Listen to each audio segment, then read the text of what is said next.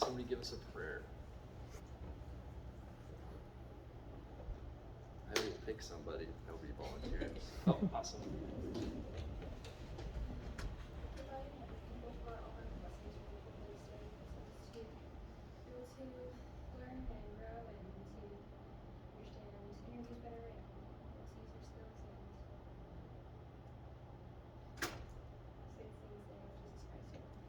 Amen. Awesome, thank you.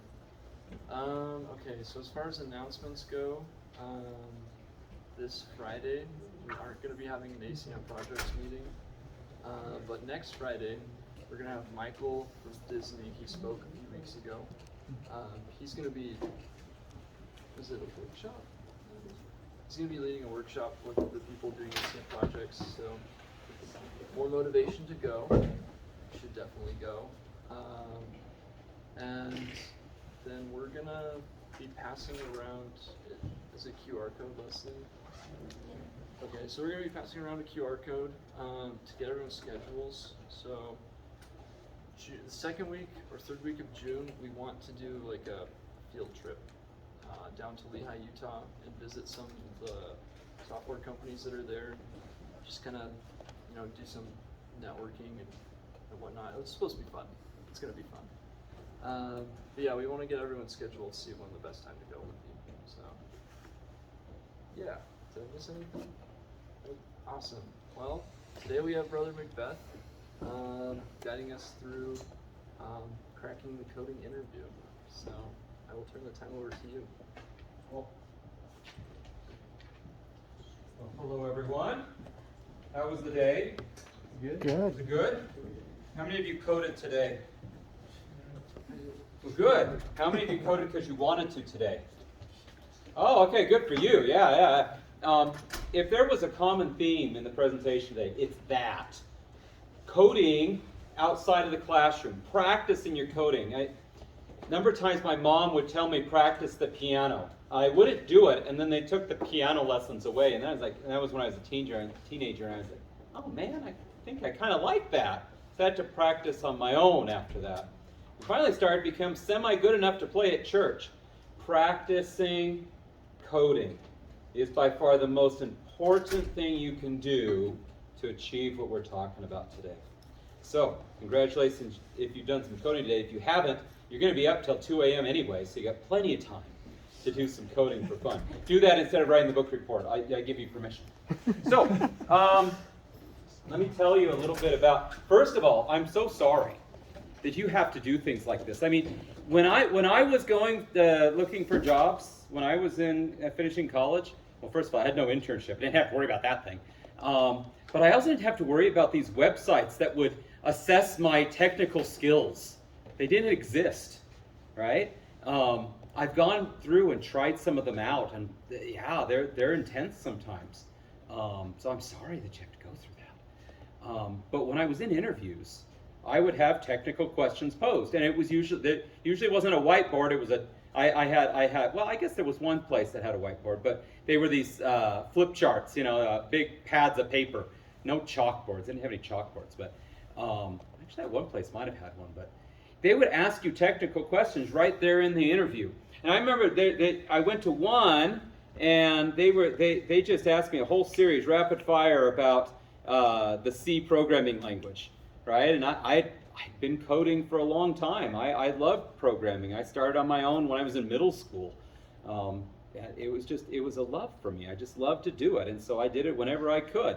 And so yeah, that was going fine. It was going really well. And then I went into another room because that interview lasted all day with about a dozen different people interviewing me. And then I go into another room, and they say, "You see that thing on the board? How would you solve it?" Well, the thing that was on the board, this was at Motorola. It was telecommunication stuff. I had no idea at all. I had no idea. And I just sort of sat there, quiet, not saying a word, much less than what I'm doing right now. And I sort of slump in my chair, dressed up in my suit, and he looks at me. And apparently they talked to each other. They said, "This paper here says that you're really good at programming," because I just went to the other interview, right? "They say you're at the top. Not true. You can't answer this," or something to the effect. It was many years ago, right? I was so embarrassed, I didn't know what to do. So I just sort of sat there for a minute, and then he let me sweat. He just was quiet. And I think he did that. It was a rude way of doing it, by the way. But I think he did that to try to get me to say something, right? Try to provoke me a little bit. And it worked. I said, all right, well, I have no idea what this thing is, but that is a structure up there, and those are bit fields. It was some question. When you're in embedded systems, embedded programming things, you get a lot of structures that deal with individual bits, and you set them and they represent messages going out on the bus and all this stuff. That's what he kind of had on the board there. And it's like, well, that's a structure. It's got these little bits in there. I guess we can assign this to that. And I don't remember all this. But I started talking, and I was very clear. He already knew I didn't know. That was overly obvious. But I started thinking out loud. And the whole process, eventually I came up with something that I said, yeah, that's it, done. And he goes, good answer. And he moved on, right? What he wanted to know is how I thought, not what I knew per se. He wanted to know how I was thinking, right? So, the how. The how is more important than the actual solution all the time. In fact, at one time I went overboard. I went to one interview, and it's again embedded. We were going to be working with the Linux operating system and whatnot. And he said, "Can you please go to the board here and implement memcopy for me?" I don't know if you've seen memcopy before, but go implement memcopy, copying memory from one address to another in structured form. And I'm like, I got this, right? And I go up there and I'm going to town. I'm doing robust conditions and all this stuff. He goes, all right, that's enough. I just wanted to see how you thought. And I was like, oh, yeah, that's right. I didn't need to go that far. It's about the process. And so as I've reflected on this is the process that they're looking for. Try to emulate some of these things. Number one, understand the problem. I was working a problem set once, and I was like, well, how did I get that wrong? And I go back, oh, I completely misunderstood the problem. Ask questions. When you ask questions to the person interviewing you, they understand now that you are self-reliant in the way that we understand it as Latter-day Saints. We understand self-reliance is we need other people to do things. Well, they know that you need a team to accomplish things. You have to be able to ask questions to better understand the situation. How are you going to do when you work with your customer when they just say, I want that? Well, let's elicit some more detail out of that, right? Ask questions about, well, are these numbers? Are these letters? How many are there? Are there errors in the data set, perhaps? Are you looking for just the even ones? What kind of file? Are you looking for a particular programming language? Go ahead and ask questions. I mean, don't ask for the answer. Don't go too far with it, but ask questions. They want to know that you're thinking through it. And then start the process. Start solving it, but start out small. I mean, you know, when you think about recursion, you solve a smaller problem. It's almost in the same idea. Solve something smaller. Usually make up a problem if they didn't give it to you. And even when you get to these websites that test you out, there's always a sample test. Just work it out, but ignore perfection. Oh my goodness, stop being perfect so much. Ignore error scenarios. Ignore optimization. Make it ugly, right? That's how you begin a technical solution usually with anything, whether it's here in industry. So start small and let them see that. Don't be afraid to say like the worst possible thing. They want to know how you begin. And it always is a little bit rough. As you're doing this, either use the whiteboard or talk out loud, because that's what they're going to do in the office. They want to know that you're the type of person that'll fit well in the organization. Everyone else does it like this too. This is a form of collaboration, if you will, as you work together the whiteboard. Go use that whiteboard. Draw something out there. Identify the best data structure. That usually comes out as you are drawing the pictures of things. Is this a dynamic array? I mean, usually we think list by default. We'll start with a list. Okay. Oh, no, wait. I need this thing ordered. Maybe a tree might be better. Wait a minute. I'm going to do a for loop within a for loop. That's going to be n squared. I'm going to say n squared so they know that I understand big O notation. Maybe I need to go think about a dictionary because, man, those maps are O of 1 lookups, right? I need to think about that and say that out loud. When we talk like this, they're putting check marks in their mind about what caliber of student you've been in terms of these basic things. But again, they're not looking for perfection. They just want to hear you talk about it. And finally, propose a solution. But realize, this whole thing, It's like 30 seconds, maybe a minute. We're not talking very long here. You can't go forever on these problems. And so propose a solution. I think it's going to be this. And if you got a little bit more time, oops, wrong direction. Think about optimizing it a little bit. A little bit of an acronym that I've seen in a book before, the BUD approach. Where's my answer a little messy? And I don't have time to fix it right now. Okay, it's fine.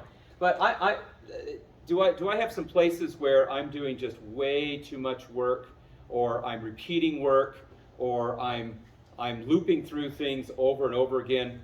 Am I using recursion when maybe I ought not to be using recursion because it's going to be an exponential performance now? Save that for the end.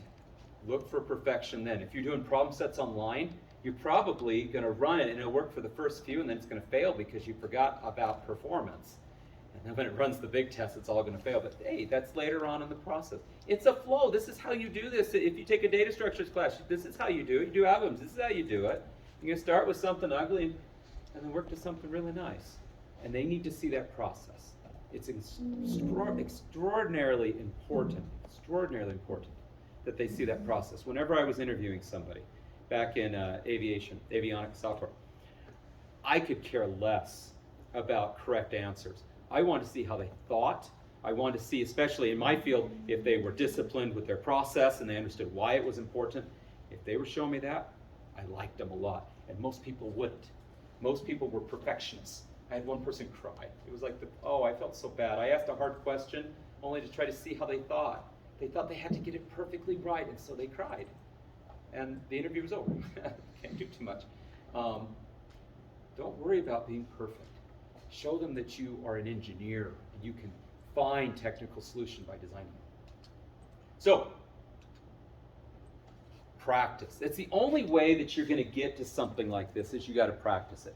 Have you ever noticed that some of the people who are at the top of their game, they're always talking about practice, right? And it's almost like, really? Is it going to be that? Because if I've made an observation here teaching, you don't take this the wrong way, seriously.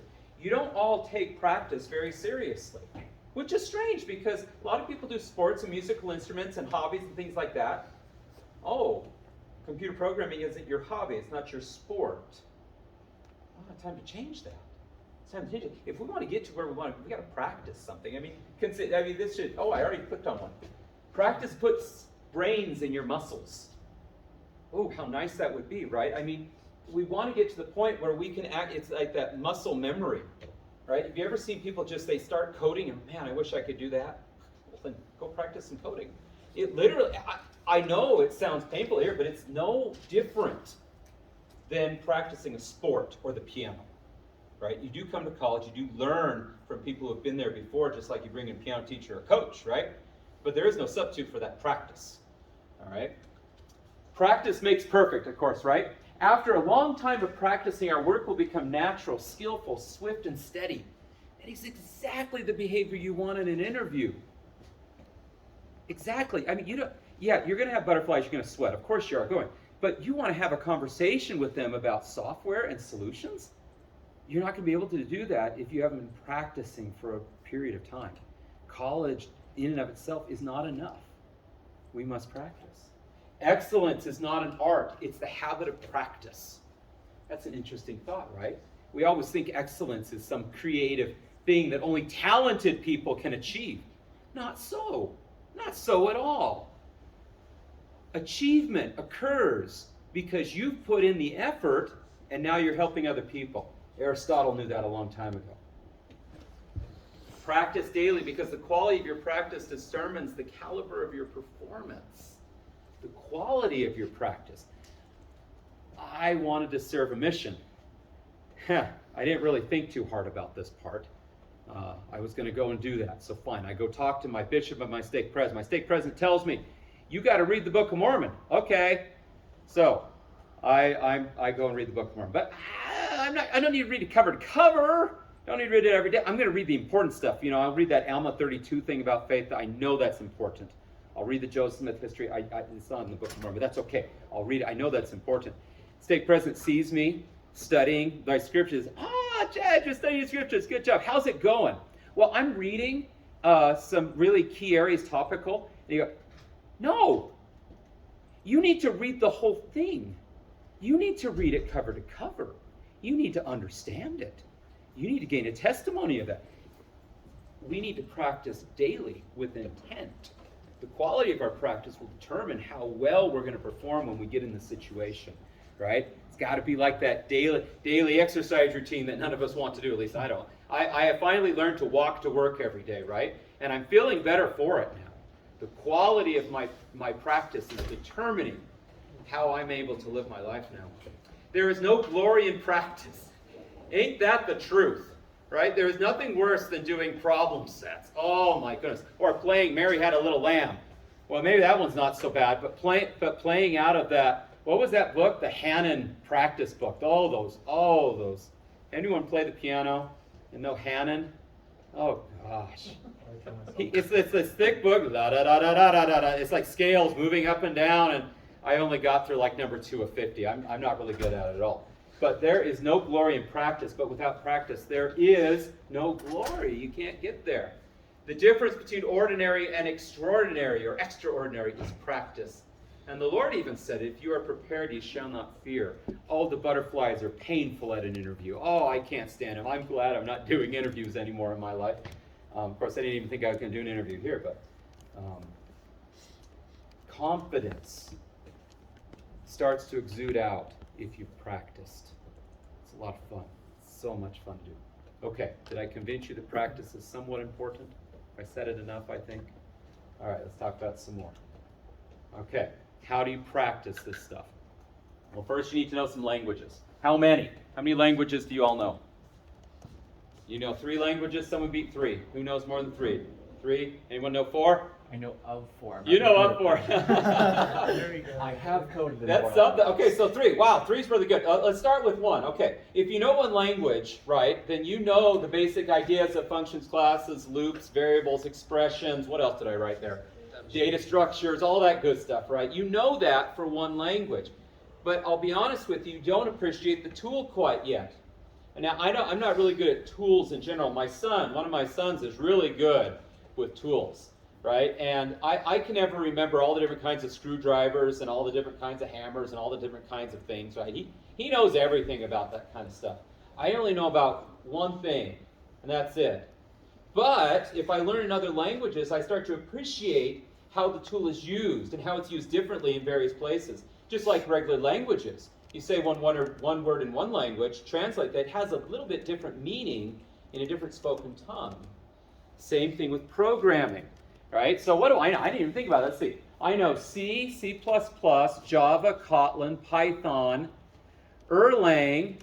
Get in there with Haskell now. Unfortunately, I know a little Clojure. That was painful. I haven't gone back to that one yet. I know a little JavaScript, enough to help you out.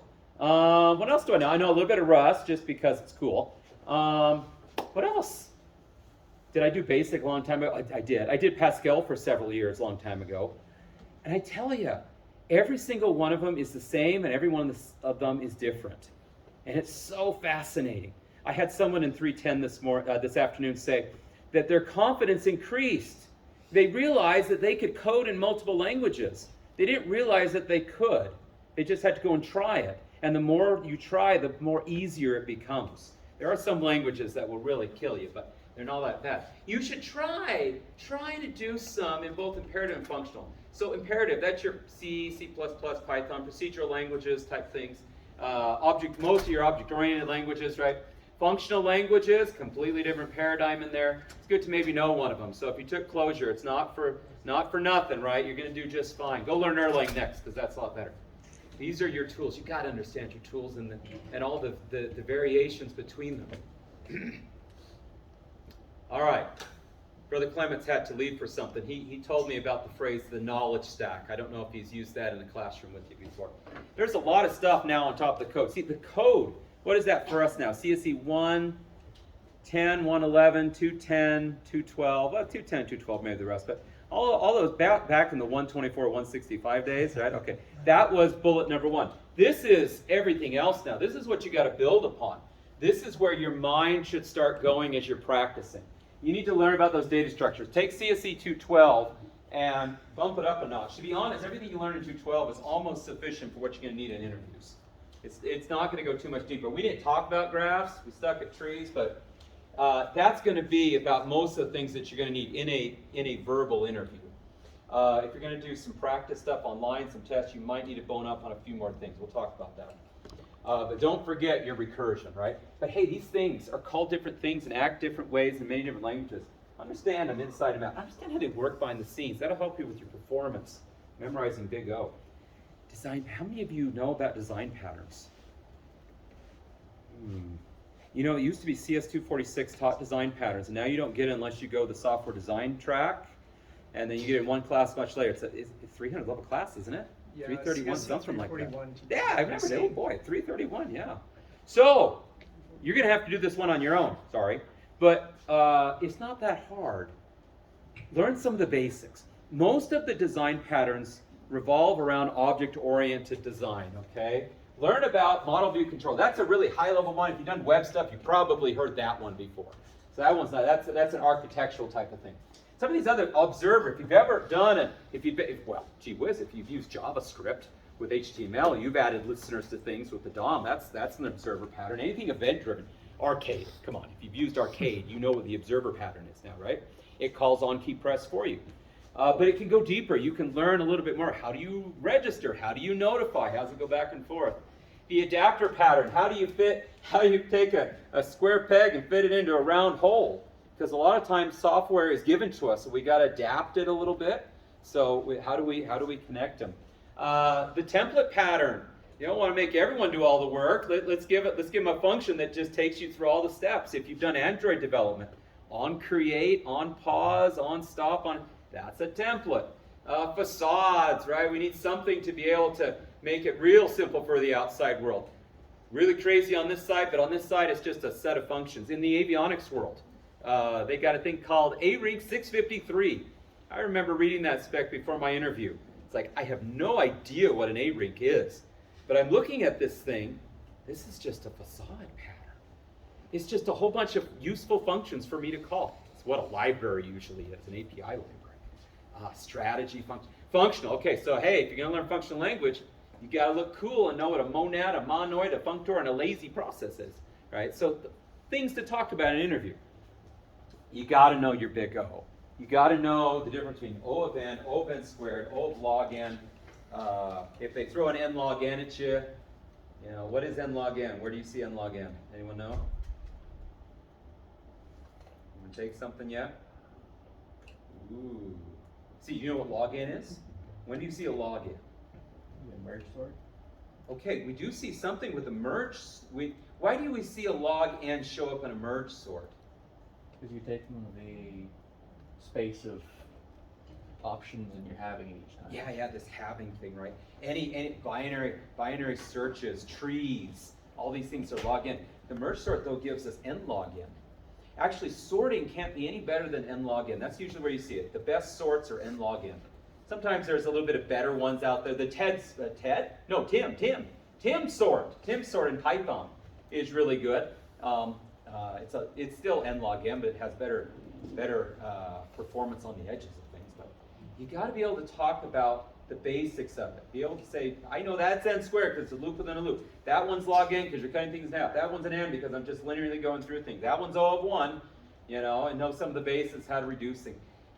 They're going to listen for those words, right? They want to know that you understand that one piece of code that does something is not the same as another piece of code that does the same thing, because the performance is going to be different and we need to compare them. They're listening for that kind of thing. Okay. Then you move to technologies. That's your 310 world right there, right? You got to start applying all this stuff to things. And then you got to start thinking, hey, wait a minute, it's more than just code. Did I write a design for this? How do I test my stuff? If you talk about that in an interview, that's going to be good. This is the kind of stuff that you need to practice once you know a language. Start building things like that. And then work problem sets frequently. Now, where can you find them? Did we purchase this? Is this what I've heard? Algo Expert's been purchased. Okay. You guys get to use Algo Expert for free. Lucky you.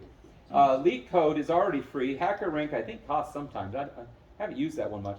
I love Project Euler. Yes. There's another YouTuber Yeah. called NeetCode, and he just released a website called neetcode.io, and it's like Yeah. all the Blank 75 stuff for free. Oh, really? So if you want to practice that, and he has videos for everything. NeetCode? Neetcode.io. Oh my goodness. Yeah. Notice the etc. there. It doesn't really matter which one you use. Okay. Some people have their favorites. I like Project Euler because I'm a math geek. I like math problems, right? It doesn't matter. The point is that you're practicing, right? That's what really matters. Plenty of books. You've seen. Where's my book over here? This is a cool book. It's intimidating because it's so thick. My goodness. But when you look inside this book, oh, I went too far already. Let's see. Oh, still too far. Okay. Those are the problem sets and the reading material. The rest are the solutions and hints. Okay? It's not as bad as you think. It's just this. This covers everything that we just said about knowledge stack on top of code. Everything is right in there. So it's not too shabby. But yeah, this is what's really nice. They go into so much detail about how to solve things. Email. There's a cool service out there. I don't know if any of you have tried it before. They'll send you a problem every day from various companies. We'll look at one of them at the end here. That's it. You just sign up. You'll get one every morning. But here's the deal, right? I've tried these things. And my nature is I don't ask for help. And so when I start on a problem and I can't solve it, I beat myself up and eventually give up at some point, right? Because some of them are just hard. They're just hard problems, right? Do not do that. What you want to do when you're doing software practice in preparation for these things, you got to set yourself a time. You're already busy college students. You do not have time to spend hours on end. Maybe 30 minutes, right? You're going to set some time limit on. After that time, you got to go look at the solution, man. You just got to look at the solution. You're doing yourself no favors if you don't. Do you remember what I just showed you here? It was like 75% of the book was the answers, right? This is where all the learning is occurring. So what you do is you read the solution, you close the book, and you solve it again. I mean, I had to play Mary Had a Little Lamb who knows how many times from that silly piano teacher. Why? I mean, I saw the music before. I played it mostly right before, right? Why is it any different? We think that if we can't come up with the answer ourselves, then what's the point? That's completely wrong thinking. It is completely wrong thinking. You get better at this by practicing these things over and over again. All right, so last slide here. Create a plan. Look at your schedule, carve out some time. 30 minutes, hour, I don't know what it's going to be for you, 5 minutes. When there was a summer, I was doing I went to a math camp. I know, that was pretty bad. But I went to this thing over the summer doing math, and it was away from home. It was on a college campus somewhere. And before breakfast, the math department there, so they had other groups, but the math department would post a problem. And I'd put up the problem there, and I would spend 15 minutes trying to solve that problem. And then I'd race in and try to be the first one to submit it to one of the instructors, right? That was my time, 15 minutes a day doing a math problem. I didn't get them all right. I would then ask about the solution afterwards, and they'd always post it, right? Carve out some time. This is not in your 12 to 21 credit hours during the semester, whatever you currently have, right? This has to be different time. So you have to set aside the time. Create a practice goal, daily or weekly. No one's going to say that if you don't practice every single day this stuff while in college that you're not going to make it. You don't have time every single day. But I bet you do have time every single week. All right? So carve out some time. Work on problem sets. So these things here. Work on this sort of thing, maybe weekly or daily if you have the time, right? Then you need monthly and semester goals. Now, if you're in 310, it's a 2-week sprint goal, right? But after 310, you don't have, a 4-credit-hour class that you paid for to invest. This is where this monthly and semester thing is about doing these technology things, right? Going and doing project work. You need to have a project every month and semester while you're in college. You just have to do that. You got to have something to talk about in the interview. When you get that job, change that to maybe be yearly. Every year you got a project you're working on or something, okay? Document your experiences. My goodness, you need to document these things. If it's a project, put it in GitHub. Don't be mean to other people. Don't put the solutions to leak code projects into your public GitHub account. That's not very nice. Put in a private GitHub account if you want to keep all that stuff. But document README files like crazy. Consider video production if you're so bold. Everyone else in the world is doing it, right? Solve problems together. Right? There's nothing wrong with that. Okay? And then get your name out there. Get your LinkedIn profile set up. Do those skills tests. Yeah, I did some of those skill tests. A couple of them from Disney. When that Disney guy came, I was like, oh, I didn't know that was in there. I went in there and tried them out. Apparently, I'm pretty good at C++, but that object-oriented business, I didn't understand half the questions they were asking. I don't know where they got their material from. I questioned LinkedIn's object-oriented skill test, but that's okay. I still made it in the top 30%, so I'm like, okay, I get a job, yeah. I get a job. You get the job. Please, no. I don't want to change. I don't want another job, and I don't want to repaint my house to move again. Both of those are just non-negotiables. I'm not doing it again. I painted so many houses so that I could move and give it to somebody else. Take those skill tests. There's fun. It doesn't matter which ones. Just take them. Take them. Practice interviewing. Go down to the Career Center. Brother Clements had this idea. I could never be so bold. But if you can be as bold as Brother Clements, man, you could go places. You know how they have employers come for the career market, right? Well, when they come in, say hi to them and say, hey, I would really like to interview with you in the future. Do you have maybe 5 minutes to do a practice interview with me right now? I was like, oh my goodness. And he said he would do that. He did that when he was looking for jobs when he was in college. He actually got someone said, we like you. We'd like to hire you when you graduate. So, oh, that's pretty good. He took a different job as it turned out. But he said he found out by doing that, it not only gave practice, but it helped you in your communication skills.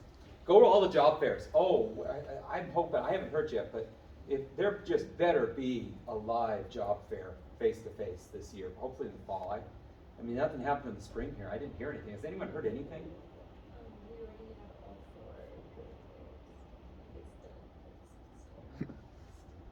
4 Well, not a formal one. I mean, maybe there was some smaller ones, like a STEM fair or something like that. I hope we get one in the fall. Have you heard anything? So we're usually in the fall and winter. Okay. Is that- At BYU students, we're allowed to go to BYU Provo. Right. Just use your iCard. We'll let you in for free. And you can also go to UVU, Utah State, or Yeah. UVU if you want. And probably it's going to be a lot easier now that COVID has died down to be able to get out there. And hopefully we bring one here. I'm hopeful. And then, of course, follow those networking leads. Do those applications. Get your name out there. So, got an activity for the next page here. But questions? I ramble too much. That's just how I am. Any questions? What was the summary? Practice, right? It really is. If you're not doing that right now, that's the big takeaway. Start doing that. That's your small and simple change for the week. Put in 10 minutes, 15 minutes, or 30 if you could, of practice at one of those sites. And it's going to feel like you're not making progress. Right? But by small and simple things, great things come to pass. You know that is a truth. And this is no different. Absolutely no different. Okay, so here's what we're going to do. You can groups if you want. We're going to work on 4 problem sets, okay? Algo Expert, Project Euler, Leak Code, and this one you get an email, so I gave you one of the emails, right? These are the easy ones, okay? Which may annoy you, either because, oh man, they're easy, or, oh man, I couldn't solve it, and that was the easy one. Now what am I going to do? Don't worry about that part, okay? So, let's see. Let's take, I'd like you to just pick whatever one you want, okay? The first one is a subsequence thing. The next one has Fibonacci numbers in it. Next one is a 2-sum problem. And this one is some list rotating around type of business, okay? So, find some people to work with if you'd like. It's always fun to do it that way. Pick one of the 4, and then we're going to we'll look at your solutions. We'll let some people volunteer their solutions on the whiteboard, and we can talk about how to do it. Realize that Algo Expert and Leak Code, you code within their website because they have a test suite. Project Euler and obviously the email, you got to write your own little test case for that. Now, Project Euler is kind of cool because every problem has one answer, and it's a weird number that you could never guess. right? Because they're math problems, right? But usually as you progress through them, they're really about, can you use the best data structures and to have the best performance, because you're dealing with numbers that are getting way over 1 billion and 1 trillion. Okay, you just can't loop through things like that. So take a few, try those out, and we'll solve them together. Or at least you'll show us how to solve them. I can show you some solutions too. I'm just going on delete code. I don't know the login to Algo Expert.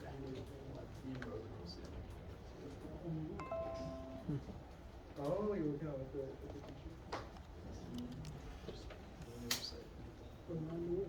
yeah, on their website, you can look at the inspect it. It's like they have their list of aesthetics. What's your name? I'm Alex, and you? I'm Diane. Nice.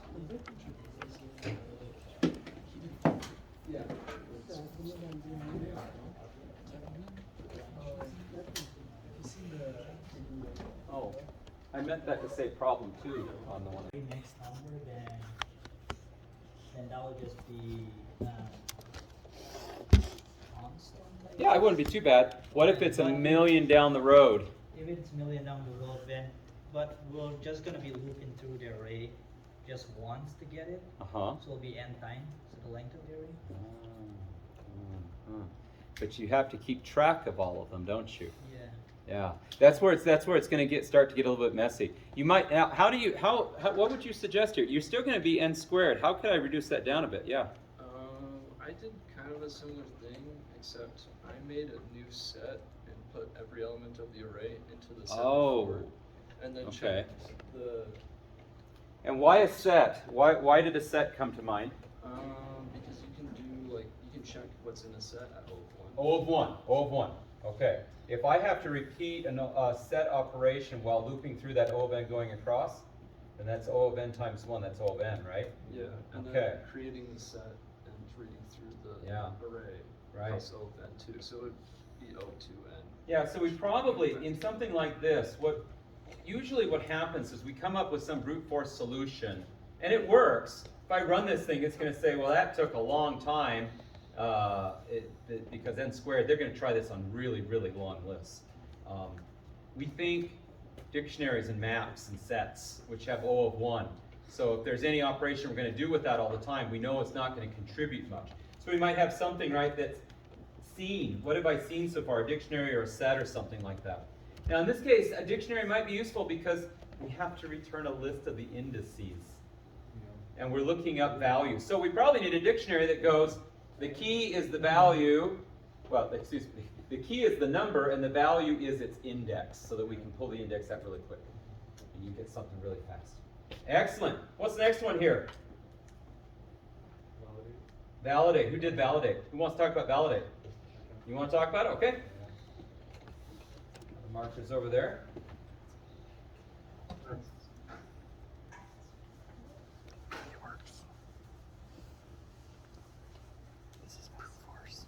So validate It's technically subsequence ON. is basically asking mind if I use the example in Oh yeah, go for Are you it. able to see the solution? Are you able to see the solution? Let's say you have an array I don't know if they have a solution that's and it has a certain sequence of numbers. In our case, it was 5, 1, 22, 25 was a -6. Oh, shoot. 6, -1, 10. it's technically faster than what other people use. And then you have a think subsequence of that, and you're trying to check like a boolean, like a true or false. Does I this think for seeing the subsequence exist in solutions, our array? you And gotta that pay the subsequence you premium. got was 1, 4, -1, Yeah. 10. Like here. Mm, I click here. Oh, 6. My bad. Can't see that then one. you have to be. I see how it is. And in this case, if you look at it, you want to go through the subsequence in order and see if Here's it's the in real order hack. here as it goes. If it's out of order, you return false. Or if it doesn't exist, it doesn't. You return false again. So my idea is when I made this function, I kind of went through like a pseudocode, like You what are just some Google. test cases that I can go through? I thought, what if the subsequence they give is exactly the array? So you just return that. So in that And case, now we have a pro. if the array equals the sum, return true. So it's the same thing. It's a string. that's O of 1 time, that's best case scenario. So I'm they create thinking, a okay, so dictionary. if we have to go through this entire list, No, then the worst case scenario would be O And they then. have So I'm thinking, okay, so we probably need a way to traverse this array, but also make a counter to see, okay, does the index match with this? Oh, okay, no, don't anything with that counter. And once how that did you do counter it? at the end of that list, or when it gets to a point I where just it's said equal Python to the roman numeral subsequence, to return it as true. integer. So now I already know that my return statement would be if the, I'll call the counter L equals the sub, that's true. So if I look through this, I'll have a counter called L is 0, and how did Is that one? and then I got the length of the sequence right here. That's what I've got. I call that len underscore s, and I use a length because it was in Python of the sub. And then what I wanted to do is go through a for loop. So what I did here was for I in range length of the array, because you want to go through every item. Now I'm going to start doing the meat of the problem right here. So when I thought about it, I was like, okay, so what if I'm traversing this array and I have an index? So what I want to look at is I'll have my L as 0, so it starts right here. I start with this. I have my first case scenario. So basically what If it's doing. If you don't the know what this index, is doing, or if the length is right here. of This first if, so it basically goes to the first if the one. counter is less than the Like it length looks of at the this first thing, sequence and it right looks here. at this, and this if statement And also looks at the one in front of it. It says If this alright, match so with this each is other, like if this the index and I'll just 0 write for is pseudocode, and if it matches, in this list. If I isn't, then it goes to the next one. L And plus then it equals goes 1. down is CD. So I'm already on my way towards kind of Like, figuring and then out it goes 3, if this is counts going to 3. be in there. Yeah. And Because then if it in is, here it'll just say I, which is if just L its equals normal the length I. of the So I subsequence, equals 2. I return. So then when it goes around and So you don't have to finish it if you've made it all the You way don't have through to the finish it'll section. say So that's why I C said the plus worst the case D scenario is in all here. Yeah. But So if you get it halfway grabs through, that. Yep. then you're good. Then it increases Oh, very the good, I very to good. after So that two, D. two things to comment in here. First, Yeah. you mentioned So- that the best time was Well, O of what I 1, did right? was I Yes. tried to Is find that if right? there is a CD in this Was the tree, best time of that O of and then I 1? removed this, so it doesn't count it later. It takes longer. What do you think? Or I guess Because you every could single say- work time between I loop arrays. through, It's a good question. think of How this do as I a for know loop. if So if there's just a array lot of and for sub loops. list are It's equal better to since each other? it's Is that an O of 1 not nested. operation? nested is an exponential growth, while this is just a pain in the butt. If we were looking for object comparison, Yeah. that they're the exact same That is objects, and remember an object encapsulates inside all the data in the list, right? That would be O of 1 because we're comparing addresses. Comparison of a list for equality will be O of n. So at best case, it'll be O of 1 if sublist is of 0 length. Then you Yeah. know immediately it's true, right? YouTube channel. Otherwise, we'll These have are to go your through the whole thing. Okay. Now, you know what? I'm going to show you my solutions to all these to I call conclude the with. video But the ACM. when I went to solve this one, I pressed play to test it, Then and just about all of them failed. I'm like, Whatever it was. what last in the world? week. How can this be Did you wrong? see This is that? perfectly right. You know what I did? I assumed I knew what the problem was and didn't read any instructions. What I thought, I saw the word sublist, I thought, oh, okay, yeah, is sub a sublist of array? If I didn't see, as I was comparing, I'd look for a 1. As soon as I found it, if the next number was not a 6, because up there it's a 22, I return false immediately. Right? And it's because I didn't ask questions. Right? So always make sure you understand the problem before you go do that. Great job. There are some basic principles. Those basic principles are the ones During the next that one. you see back over here. Right? Make sure you understand the problem. Start smaller. Write it on the board. Keep it on the board. Talk about data structures and inject the performance conversation into it. And then propose a solution. And then have a conversation about it like we did. We improved some performance. We talked about performance. If you're in an interview and you get it wrong, don't go, woe is me. Carry on a conversation. A lot of times they want to talk to you about it. Right? And so talk to them about it. Did you know that in the workplace we get it wrong too? and then we meet in code review and talk about it, and we get the right answer together. If you can carry on a conversation with them, then they're going to want to keep you. So let me show you my solutions here as we conclude, just if you're curious. Not too much different. I did all mine in Python. I'm not really sure why, but I did. So there was the Algo Expert 1. Right? Same thing that you described. I didn't have an if check at the beginning for the 0. That would be an interesting one to put, right? Why even start? But the loop would, well, no, the loop would run once, but then on line 8, my index would be equal to 0, the length of my sequence, and I'd return true. So I'd enter my loop for 1 round, but I guess that doesn't matter too much. So nice little simple little thing in there, right? Now, it was a little bit longer than that originally. I refactored it. It's like the best part of coding.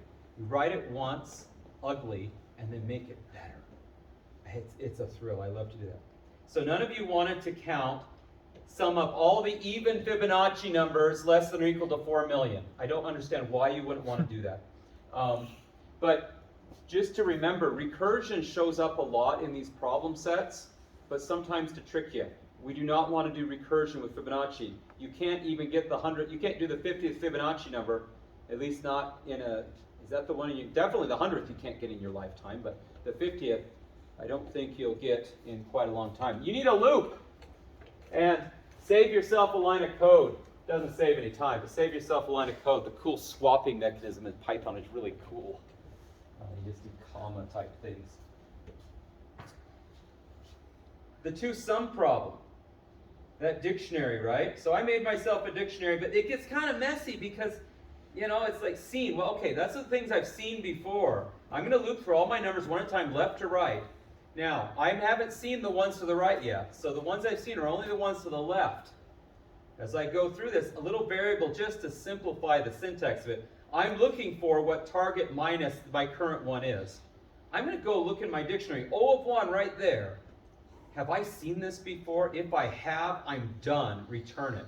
And as it turned out, I couldn't believe it. The lead code wanted them in order, so I had to flip them, right?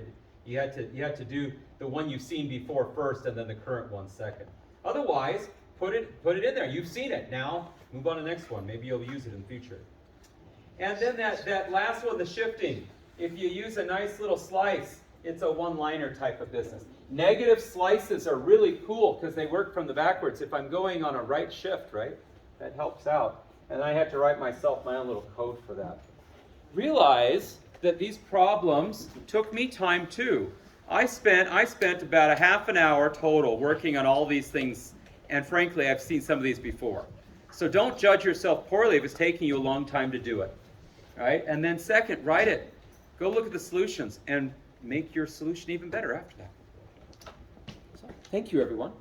Appreciate you being here. I appreciate it.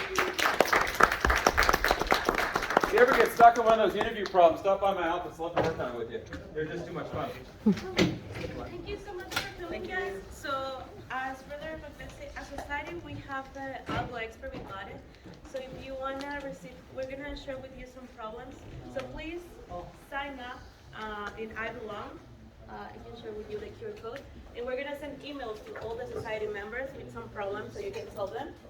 And we're gonna give you some time so you can solve it, and then we're gonna share with you the solution. But you have to sign up in I Belong so you can receive those emails. So we have the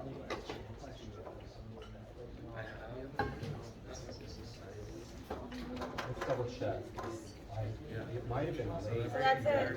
Please sign up in I Belong, and you're gonna receive an email with this problem.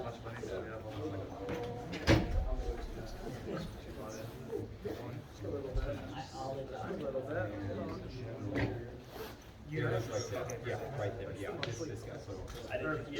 Oh no, it's fine. Oh yeah. Awesome.